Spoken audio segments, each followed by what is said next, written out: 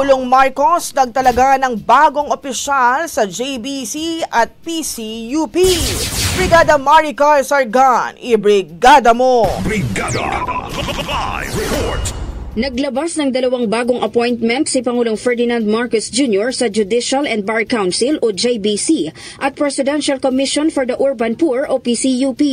Itinalaga ng Pangulo si retired Supreme Court Associate Justice Jose Catral Mendoza bilang bagong ad interim member ng JBC bilang kinatawan ng hanay ng mga retiradong maestrado ng Korte Suprema.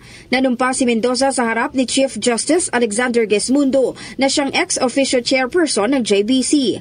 Layunin ang kanyang pagkakatalaga na punan ang bakanteng pwesto sa konseho na may mandato na magsala at magrekomenda ng mga kwalipikadong individual para sa mga bakanteng posisyon sa hudikatura alinsunod sa konstitusyon. Matatanda ang nagsilbi si Mendoza sa Supreme Court mula taong 2010 hanggang sa kanyang pagre-retiro noong 2017. Samantala itinalaga rin ng Pangulo si Michelle Ann Baluyot Gonzales bilang bagong pinuno ng PCUP kapalit ni Maynard Sabili na tinanggal sa pwesto.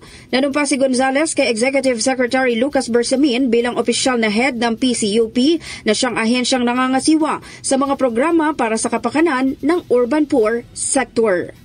In the heart of changing lives, ako si Brigada Maricar Sargan ng 105.1 Brigada News FM Manila, The Music and News Authority. Ang bahaging ito ay hatid sa atin ng Guard C Plus with Zinc Capsule. Always protektado ang kalusugan.